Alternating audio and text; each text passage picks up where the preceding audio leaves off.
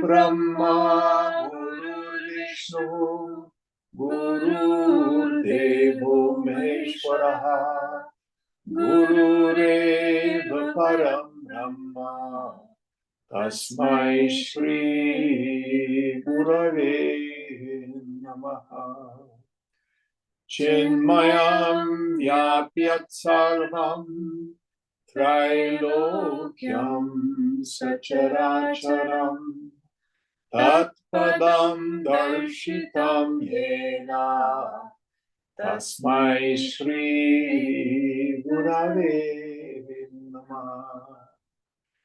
Tvameva Mata Cha Pita Tvameva Tvameva Bandhuscha Sakha Tvameva Tvameva Medyam Radhinam Tvameva Tvameva Sarvam Mama Deva Deva Tvameva Sarvam Mama Deva Deva. Jai. Om Sahana Bhavatu Sahana Bhunaktu Sahaviryam Karavavai Tejasvinavadhitamastu ma vidvishavahai. Om Shanti Shanti Shanti. So Mark, will you pause for a second? I think Mark Deming texted. All right. So where are we in our text? Third Sanskrit on page 53. At the top? The third verse. Okay. Yo na shishyati, na tveshti, na shochati, na kankshati.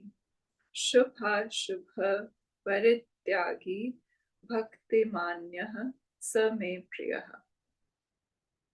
He who neither rejoices nor hates, neither grieves nor desires, and who has renounced good and evil, and who is full of devotion, is dear to me. Yes. So again, he's quoting Gita. Is there more? That's it. Oh, okay. He's quoting Gita.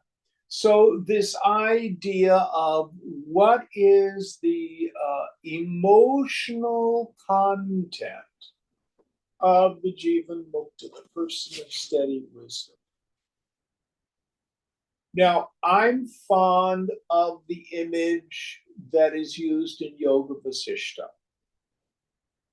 So there's a man standing on the edge of a river in the hot season in India, and he's roasted from head to foot,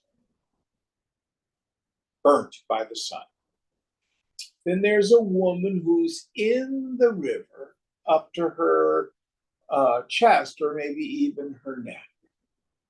And yes, the same sun is there. She may feel a little warmth on the top of her head or shoulders, but she's cool from the waist down or from the shoulders down. So also for the Jivan Mukta, the surface part of the mind will interact with the world. This used to really bother me because I would watch Swamiji and I would see him occasionally get annoyed, and I would certainly see him enjoy things. But if you tuned into him, Shunya, he was so empty. And whatever was annoying him or whatever he was enjoying, he could drop it in a moment.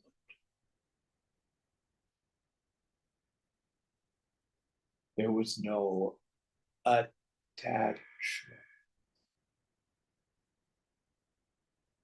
So each person works this out for themselves.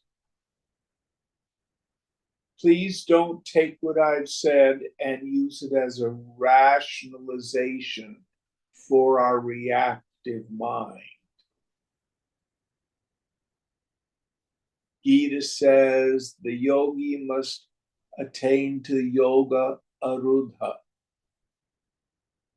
means to mount the steed of the mind, where I'm willing for it to be just as it is for the rest of eternity. I don't have to like it, but I can be neutral. Then act as you will.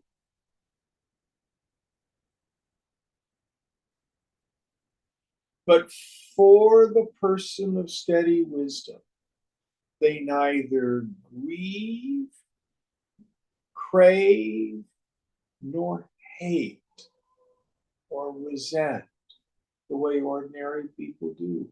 That whole function in the mind is just gone. It's just gone.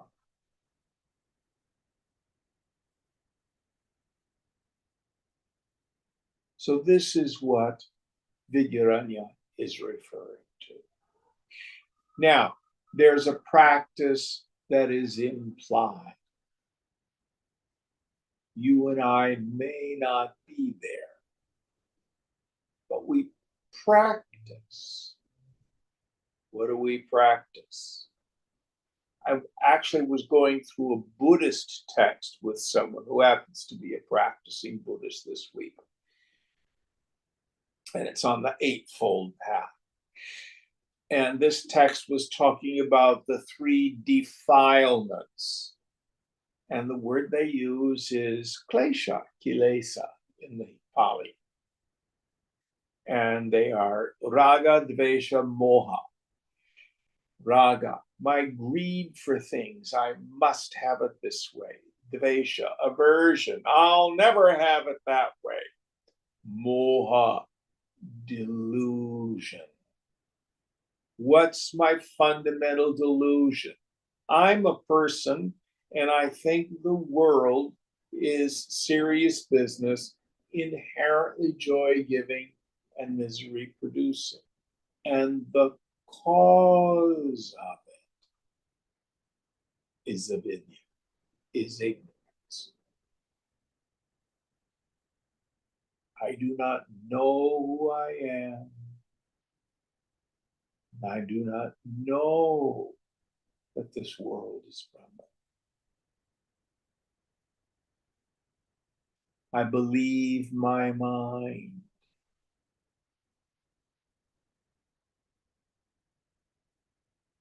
So ego always says, if I have raga, dvesha, moha, play whack-a-mole with the world.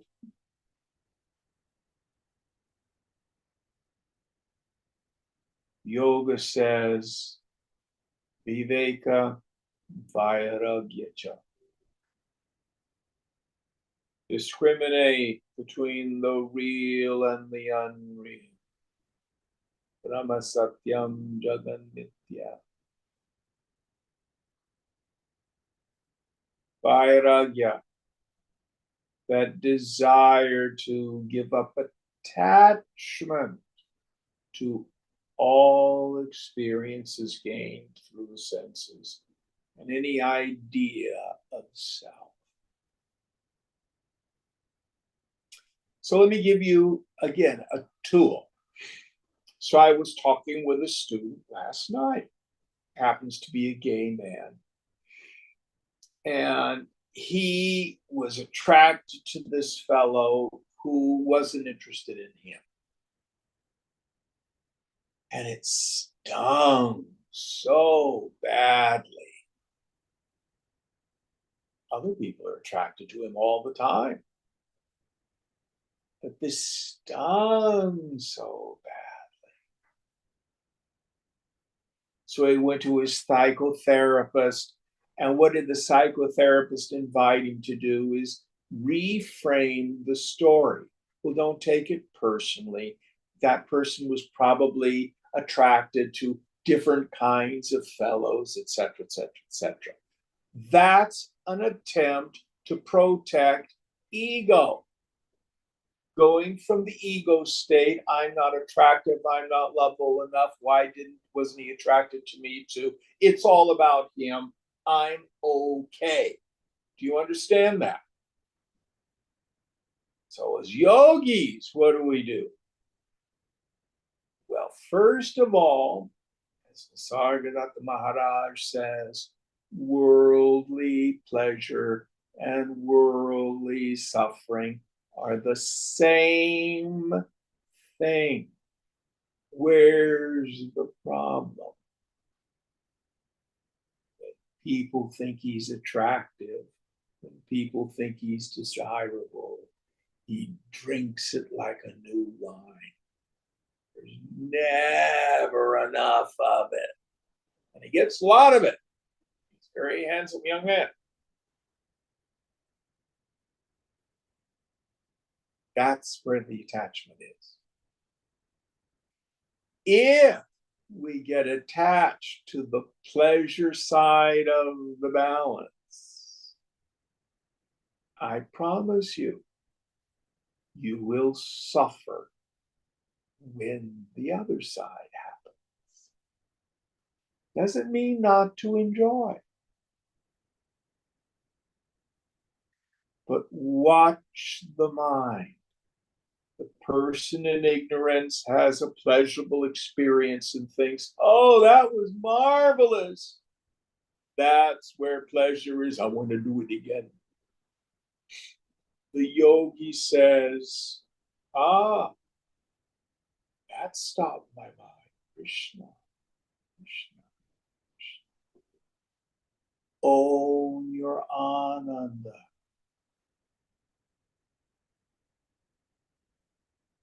It's a taste of the self.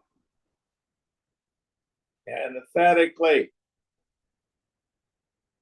if I'm disturbed, no matter the cause, I'm the one with the klesha, which is always raga, dvesha, moha. Very good paragraph. Let go, let go. Now, if we've been very attached to something on the positive side, when, notice I did not say if, I said when the opposite happens, sometimes all we can do is weep because it hurts. But understand why.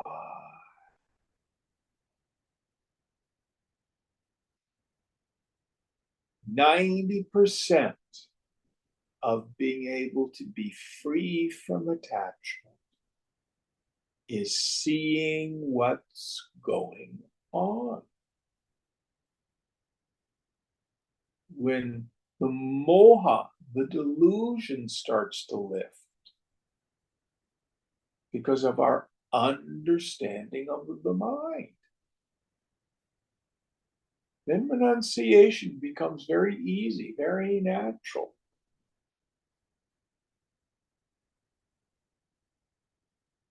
Toddlers are frequently very stubborn. Dear, don't touch the stove, it's hot. What do they usually do then?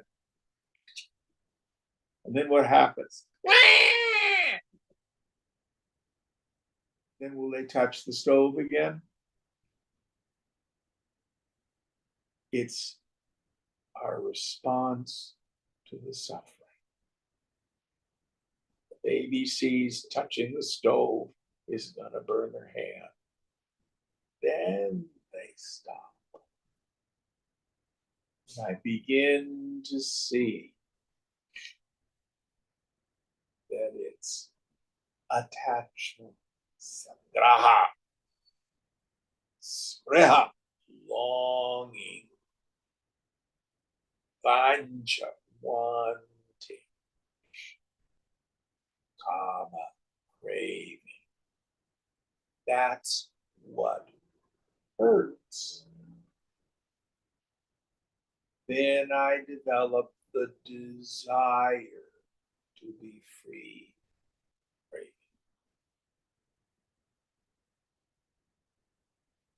comes through insight. Now, if we're unconscious, we keep repeating the same thing over and over again, expecting different results.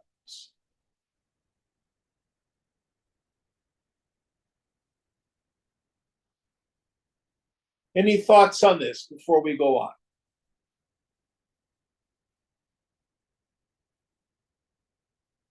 This is the first talk I give in the Art of Meditation class. Because if I can effectively ruin someone's capacity to enjoy the world, I've done a good job. Ignorantly. They can just question the paradigm we're given. Getting what I want is what's going to make me happy. Making others behave is what's going to make me happy. They out there are the problem.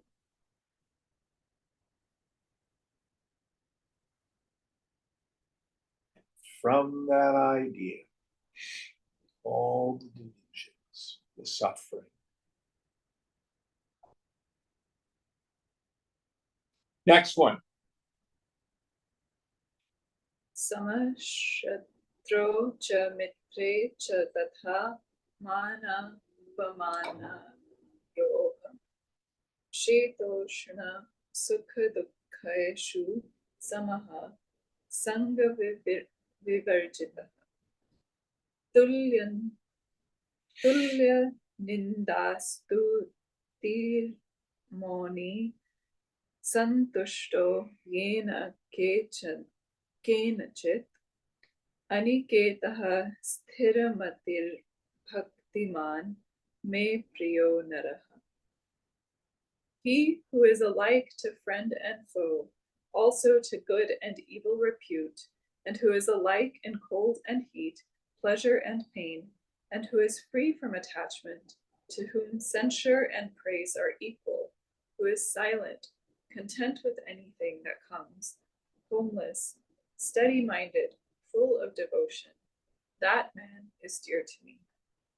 So let's parse this one, because again, it's a quote from Gita, and it has so many wonderful practices. These are natural states for the person of steady wisdom. But for us, it's praxis. So the first idea. He who is alike to friend and foe. He who is what? Alike to friend and foe. Yes. So friend and foe, people I like, people I don't like, it's all me. I think we've all had the experience. How can you like that person? They're just so terrible. Really? Oh, they may be a little quirky, but I no problem with them. It's all our projections. And here are some maxims that are useful. If somebody irritates you or agitates you or upsets you, you spot it, you got it. It's incredibly powerful. True story. So I'm working with this young man, and he just doesn't like his manager. He's so upset because the manager at work is critical. Doesn't acknowledge that he's doing such a good job. doesn't feel supported. But then on further examination comes to find out he thinks he is as qualified or better than the manager, had worked with him at another firm where they were peers. And even though he doesn't say it too frequently, the rolling of the eyes, the scowl on the face. In other words, he's critical of the manager. And he expects the manager to be supportive and kind.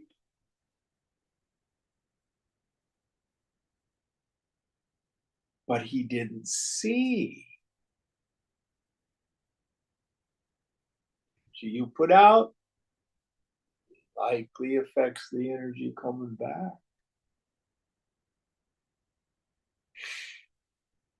So it doesn't do any good to go to the manager's boss.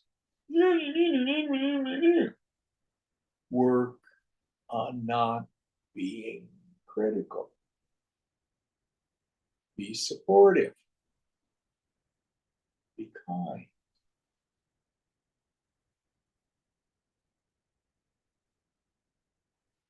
And when we're in a situation that is aversive, the ego says fight, flight, or freeze. Yoga says take a look, lean into it.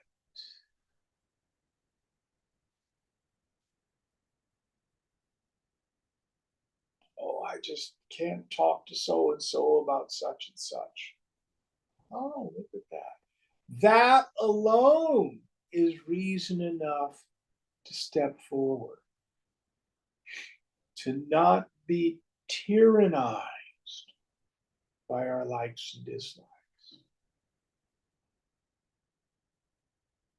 Just a feeling.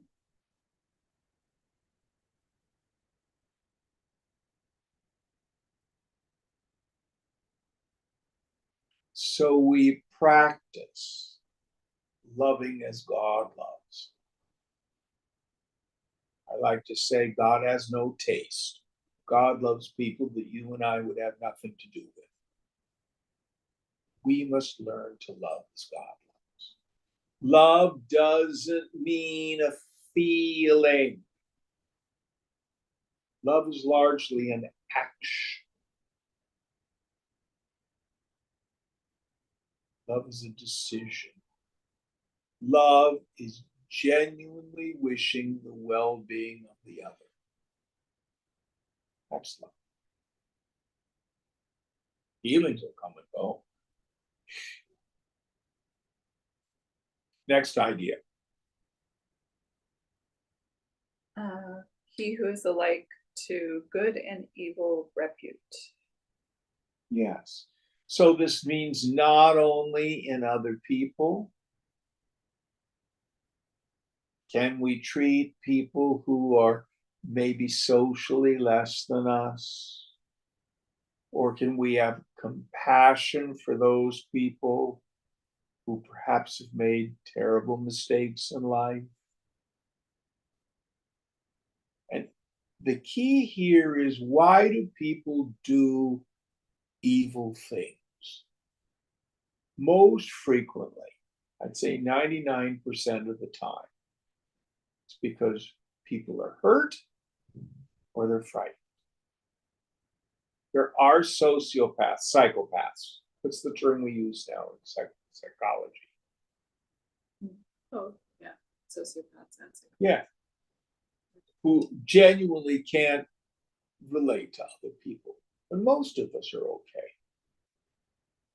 But if you've had fear or hurt and you've reacted from that place, I certainly have. Now you know why other people behave badly.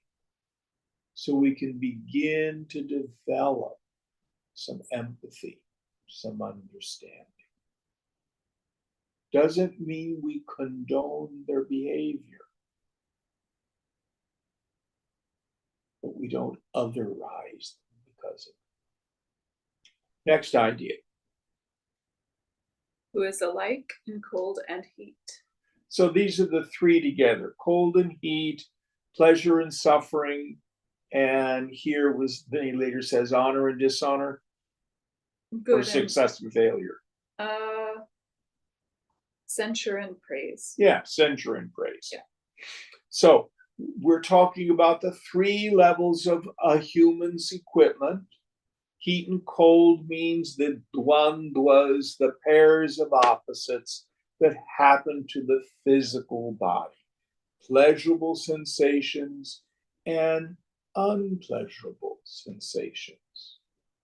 Being able to be at peace and endure them if they're there. Now listen carefully. There's no virtue in mortification of the flesh. You will not get freedom by trying to beat up the body. The Buddha went through that period where he deprived the body, tortured the body, thinking, oh, this is going to make me free.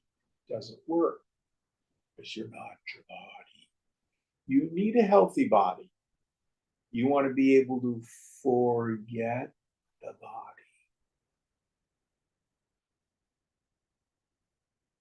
But everybody gets their allotted dose of health and sickness. Endure it bravely. Take care of your health. Sukham dukham cha. Sometimes translated as pleasure and pain. I prefer pleasure and suffering. The mind's response to conducive and non-conducive environments. It's such a mechanical process. If the situation is conducive, what makes it conducive to me? Essentially familiarity and the force of the past. It lines up with my specific desires. Or non-conducive, it doesn't. It's like we have a card file in our mind. What a person looks like, how they behave, their speech, activity. Someone meets all those little cutouts in my card file. Oh, they're wonderful. And if God forbid they don't behave according to the card file,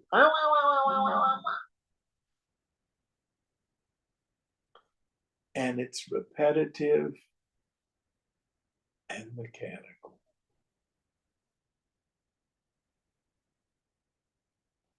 So what do? Watch the mind, endeavor to quit reacting to our reactions.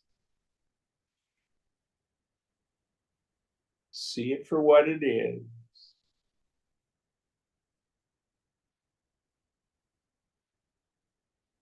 Babaji used to say the way to heal the mind is to get out of the mind. Smash the idea that the goal of my life is to try to maximize conducive environments and avoid non-conducive ones. There's no end to that. No end.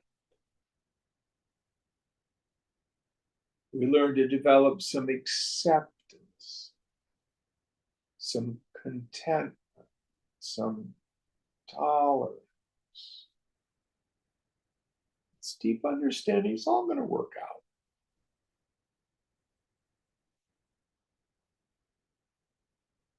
And the frequency and the volume start to get turned down. Once we see this is just the mechanical nature of the mind, to conducive and non-conducive environments. Again, learning not to be tyrannized by it. And what was the third? We just talked about it and I forgot already. To whom censure and praise are equal. Yeah. So we're going to get our allotted dose of praise. You're wonderful.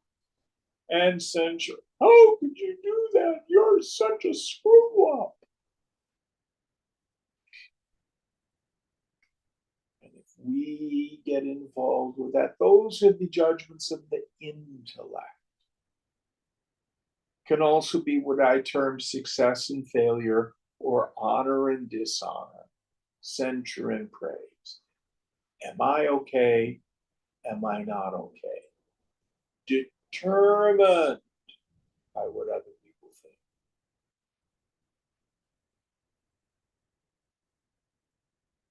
We have to learn to let go of that.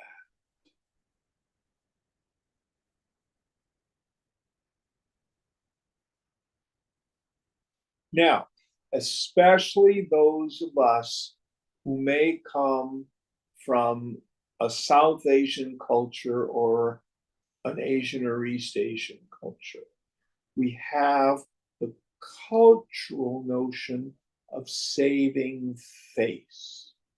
Who can tell me what saving face is? You're South Asian. What's saving face?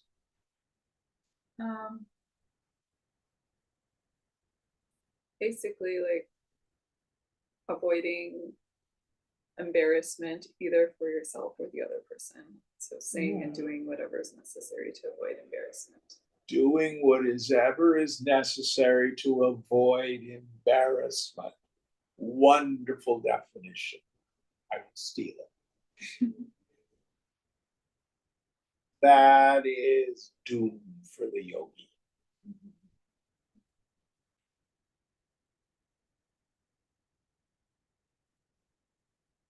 The yogi has to learn to be able to pull their covers, tell the truth. Now, there's a difference between what's called frequently rigorous honesty and compulsive disclosure. That doesn't mean you walk around in the work environment or a public place and, tell everybody about all the screw-ups you've done. But there needs to be some environment where you're perfectly honest and be very mindful of when you're afraid to say something because of how you're going to look to other people. I can only tell you, for me,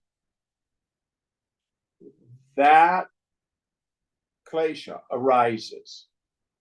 That's reason enough to tell people about it.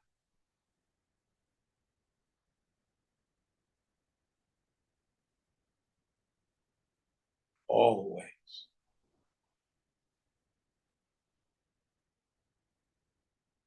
We have given up the need to look good. So I like to say that basically what we're doing in Vedanta is this abandonment of self, the small self, shifting our identity away from the ego to the real self.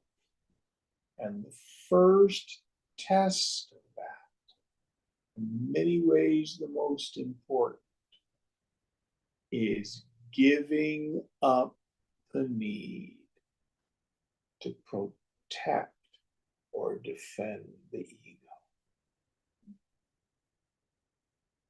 And when embarrassment or the potential for embarrassment arises, who is it who's going to get embarrassed? In the self. Lean in.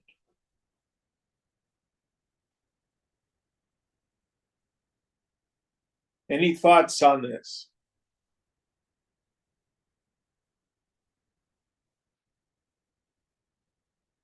Next idea. Who is silent, content with anything that comes. Yes. So there are many, many ways of practicing mauna, the vow of silence. A new one that's happening, which I think is just marvelous, especially for young people, is you take the vow to put down the phone, texting, and social media for a period. That's mauna.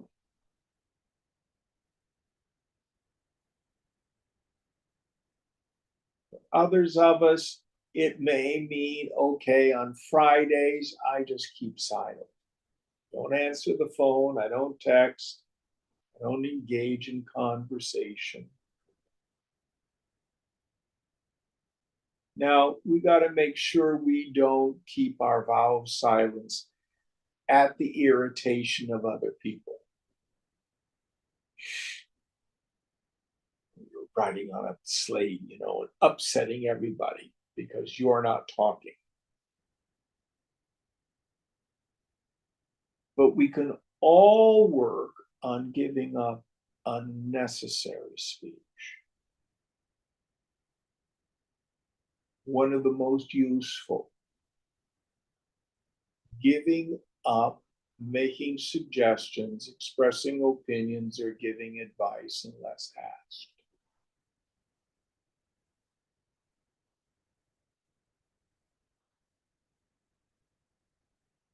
Let me share with you my own experience. I've got an effing opinion on everything.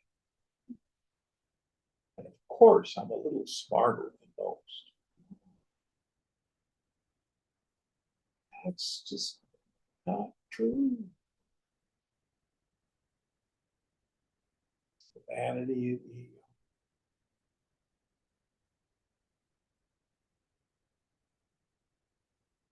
Let it go.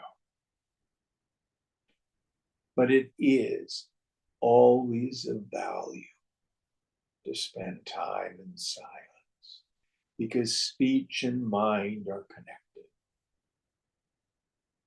And if we discipline the speech, the mind will begin to quiet down. In the beginning, we'll begin to see all the unnecessary commenting the mind does. So after Maunam, what was the next one? Content with anything that comes. Santosha, contentment. We give up the idea that what's wrong with my life is I need to change people, places, things, and conditions. Doesn't mean we don't act in the world. We don't fulfill our responsibilities. But letting go of the fruits of action. Content with what happens.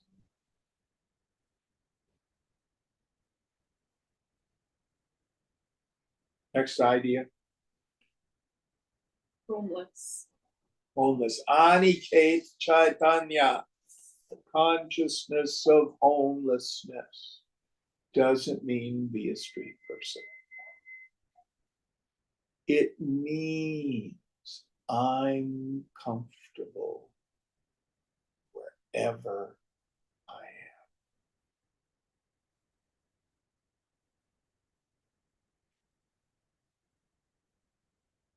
Wherever I go, I take my hermitage with me.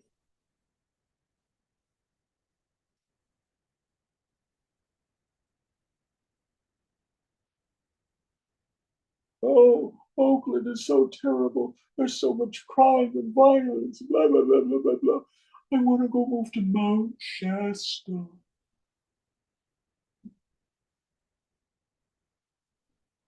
I don't know about you, but I have my own little kutia. in the Himalayas, right here on Grand Avenue. I live in sacred space. Doesn't matter where I am.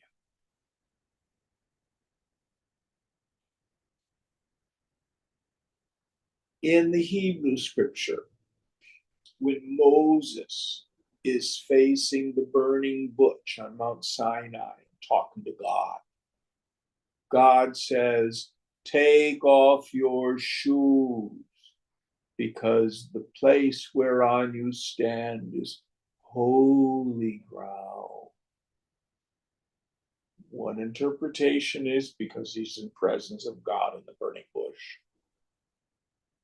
But another interpretation is wherever you are standing is holy ground.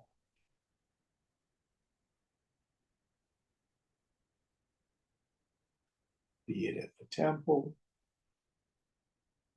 be it in the woods, be it at the mall. Place whereon you stand is holy ground.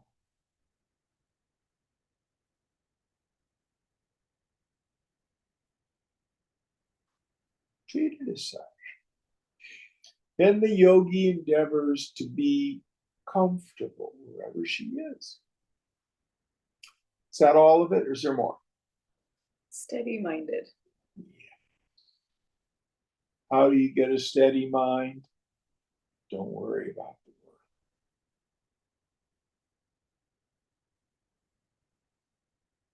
Practice single pointedness of mind.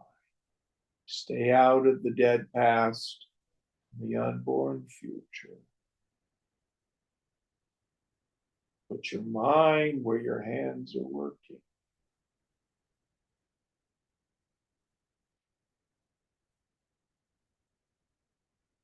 All right, that's all of this verse? Last one is full of devotion. Yeah.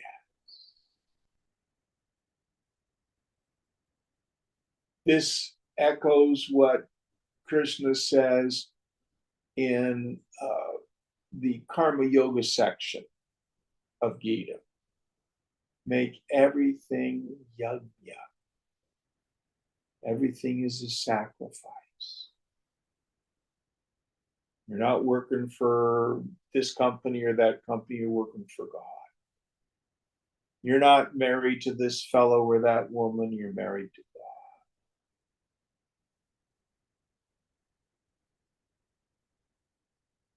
God. Everywhere you go, everything is seva, service to the end.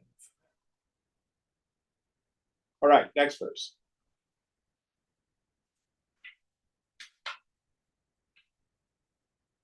Atrapi purva vadvishesho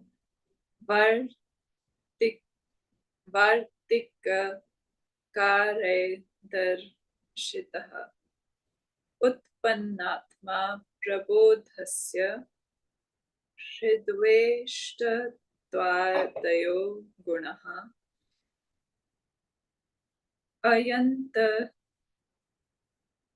ayatnato bhavantasya na tu sadhana rupinaha. Here also, as previously, some distinction is shown by the Vartikakara Sureshvacharya in Naishakarmaya Siddhi. In a self-realized person, such merit as lack of hatred, etc., are present without any effort, not as a means to an end, as in the case of an aspirant.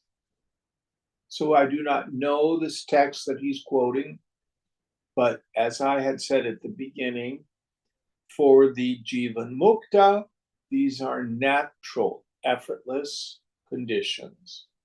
But for you and me who are aspirants, we practice them. We practice them. That's all.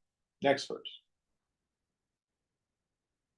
गुणतीतश्चतुर्दशाध्याये वर्णितः. Gunatita, beyond the three modes or gunas, is described in the 14th chapter of the Bhagavad Gita. Arjuna Uvacha Kailingair Strina Gunat Neta Natito Bhavati Prabho Kim Acharah Katham Chetan Strina Guna Nati Vartate. Trayo Gunaha Sattva Rajas Mansi Tesham Parimana Visheshat Sarvaha Sansaraha Pravartate Ato Gunati Tattvam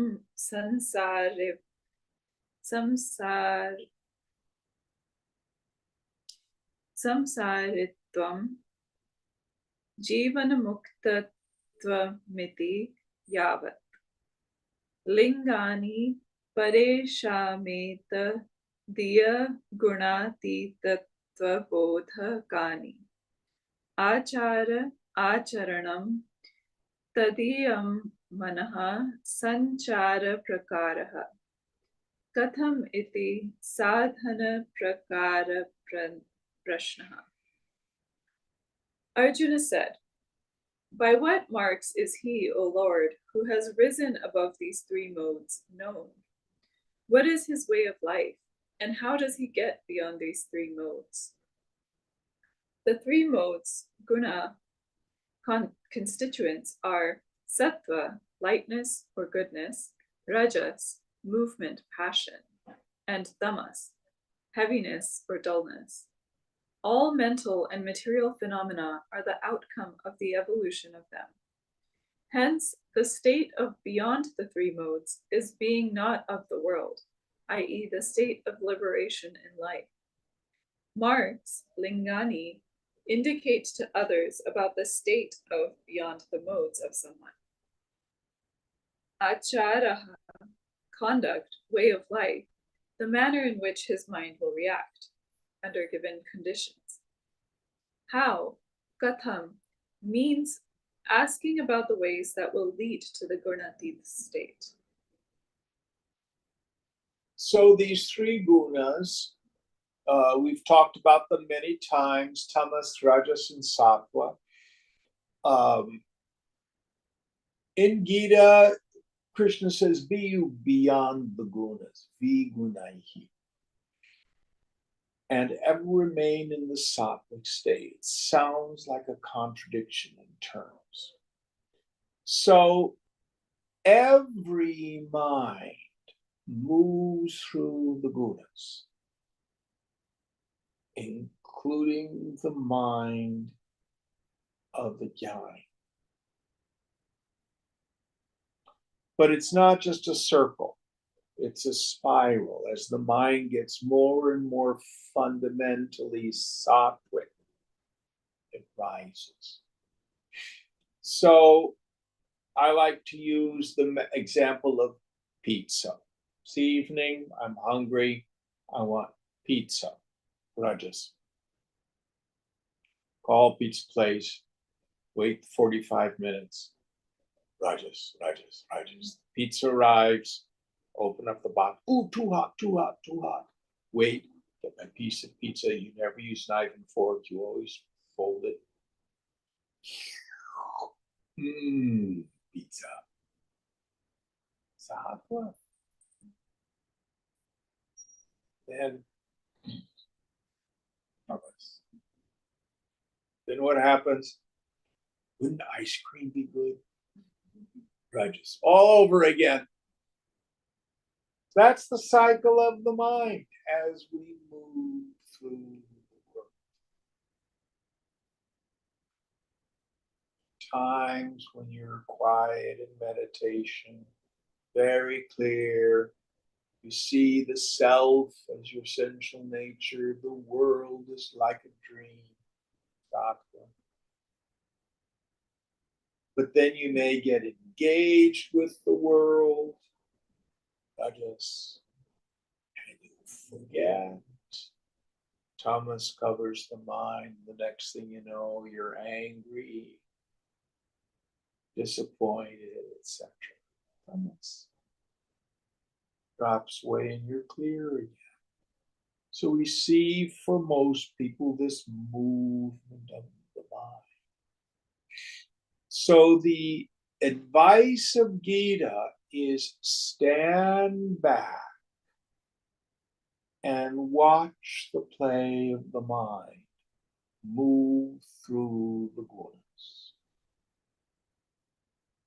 You are never touched by the gunas. You are ever beyond the gunas.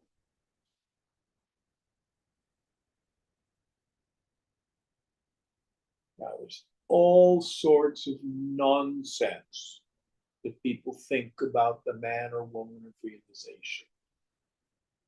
So Gita says, self never sleeps. Swamiji never sleeps. He just lies there in bed and stares at the ceiling.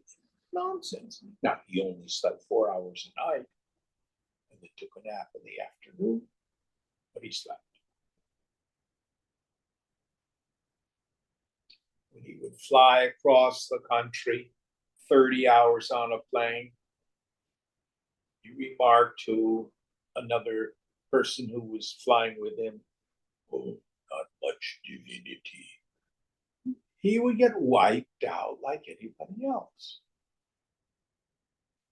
But what's the difference? His identity was ever behind, watching the mind play through the gunas. I have no gunas. I am nirguna, without gunas. Now, what happens as we get out of the mind, as we quit being preoccupied with stupid mind states, the overall nature of the mind becomes more and more software. So when Krishna says, be you beyond the gunas, but ever remain in the sattvic state. Why? Well, the mind wants to be happy. The dharma of the mind is that it is a pleasure-seeking, pain-avoiding mechanism. From the moment you get up in the morning to the time your head hits the pillow at night, that's all your mind does. Seeks happiness by your highest understanding of it and avoid misery. It's its nature. The only real doubt is, where the heck is happiness? If I think it's people, places, things, and conditions, I'm going to be running around. If I've come to see, oh, it's myself,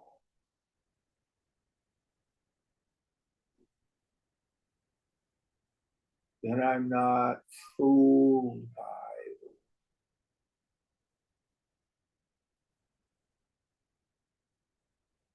And the woman of knowledge does her duty. She gets up and goes to work, does housework, interacts with people appropriately. But she's given up the belief. That's where the sukha is. So the mind starts to settle down, becomes more and more quiet. So, for example, those of us who've been on long meditation retreats, like Vipassana retreats, What do you do while you're just sitting there? You're watching the mind go through the gunas. Sometimes you want to nod off. Sometimes it's very clear. Isn't that your experience? Yeah. And what do you do with all those different mind states? Just watch them. Watch them. So you get the direct experience of being beyond the group. And when you just watch them, after 10 days, oh, there's so much more light and space.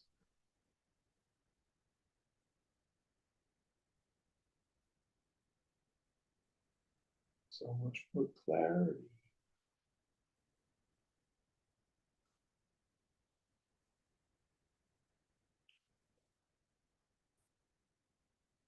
Well, it's a paradox.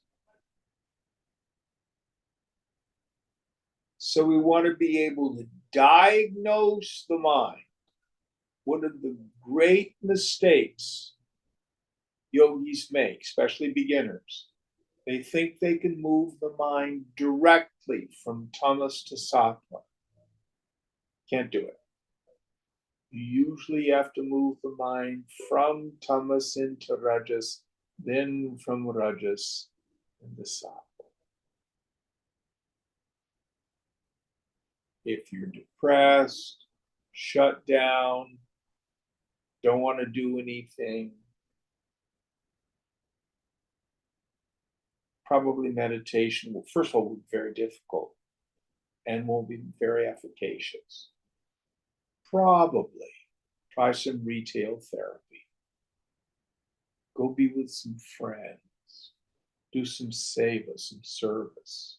Clean the house. Stimulate the mind with the rajas. Then practicing your karma yoga, letting go over the fruits, dedicated service, helps the sense of agency. Then the mind can be moved into sattva. And if you have a change in mind states, don't worry about it. Don't try to be a goody-goody person. Be Brahman. Know you are Brahman.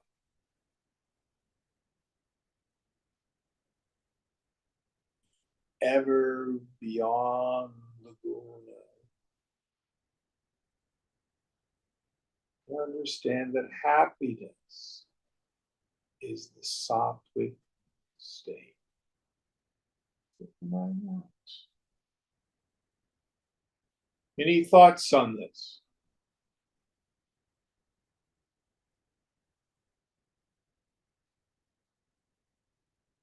All right, next one.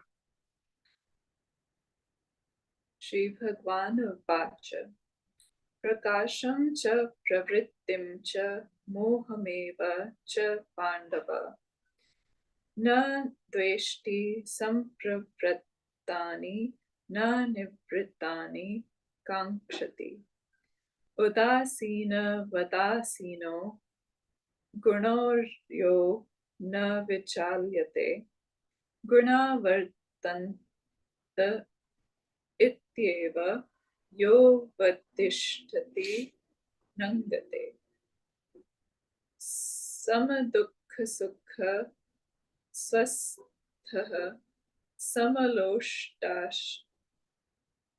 loštashmakanchanaha tulya priyo dhirastulyan nindatma sanstuti manapamana stulyo mitraripakshayo sarvarambha parityagi gunatitaha sa uchyate. The Blessed Lord said, "He, O Pandava, Arjuna, who does not abhor illumination, activity, and delusion when they arise, nor longs for them when they cease. He who is seated like one unconcerned, unperturbed by the modes, stands apart, does not waver, knowing that it is only the modes that act. Alike in pleasure and pain, abiding in his own self, who looks upon a clod of earth, a stone, and a piece of gold as of equal worth, alike to things pleasant and unpleasant, resolute, who regards both censure and adulation as one. He who is the same in honor and disgrace, and the same to friends and foes, who has given up all undertakings, he is said to have gone beyond the modes. Yes. So I'm not particularly fond of the translation of part of it. So let's parse this one. First idea. Who does not abhor illumination, activity, and delusion when they arise, nor longs for them when they cease. Yeah, it's not illumination, activity, and delusion. It's sattva, tamas, rajas. So the idea is to see the three gunas at whatever level you're at. And when they pass, not to worry about it. Oh, Jim, I got so clear on my meditation retreat, but then I came back to the world and it was gone. That's what he's talking about. Mm-hmm. Oh, I went ecstatic dancing. It was so cool. My heart was so open. And then I had to go to work the next day. Sound familiar? Yes. So understand the mind will move through the three gunas. We just watch them.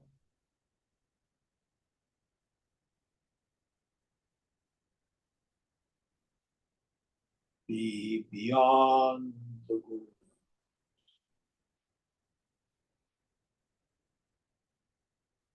Again, understanding. Where is happiness? Happiness comes from maximizing sattva.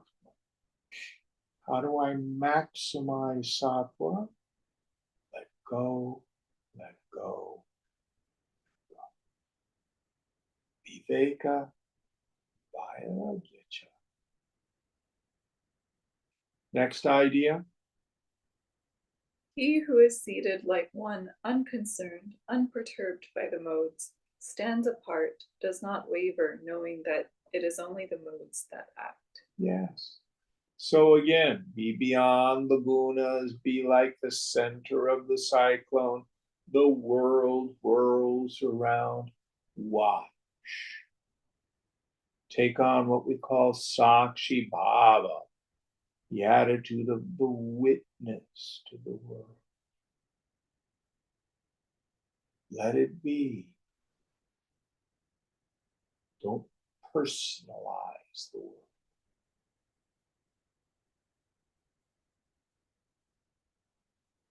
Let it be.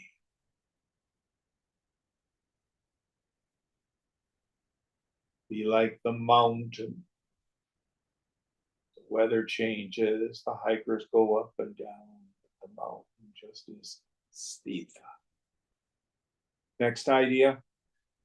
Alike in pleasure and pain, abiding in his own self, who looks upon a clod of earth, a stone, and a piece of gold as of equal worth, alike to things pleasant and unpleasant, Yes. resolute, who regards both censure and adulation as one. So the idea here is this emptiness inside, letting sensory experience just pass through. So on an experiential level, this is what I call learning how to tune up the mind. This tense introversion, it's shama dhamma upadati. And I can remember when I was doing sadhana, it takes enormous attention. I'd go out to Golden Gate Park. And when I look at a flower endeavor, just to see a flower, just to see a tree, just to see a candy wrapper on the path, just to see the people playing baseball, just to see a mother with a baby carriage, without all the stories and judgments, the mind habitually superimposes. Takes enormous concentration and effort in the beginning.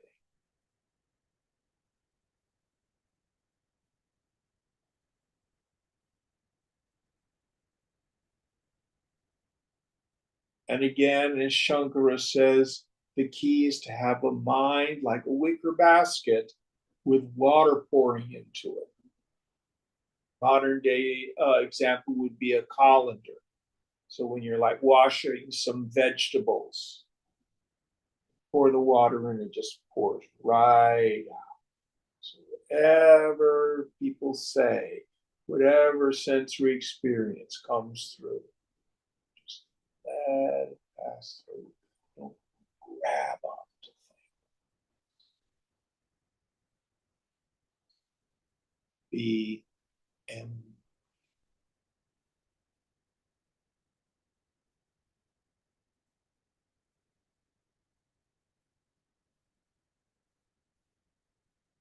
This is the practice that Krishna is suggesting.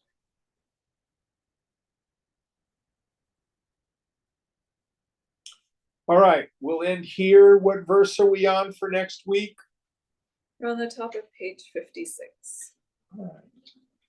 Om Purnamada Purnamidam Purnat Purnamudachyate Purnasya Purnamadaya Purnameva Vashishyate. Om Shanti Shanti Shanti. Hari Om Sri Guru Pyo Namaha. Hari Om.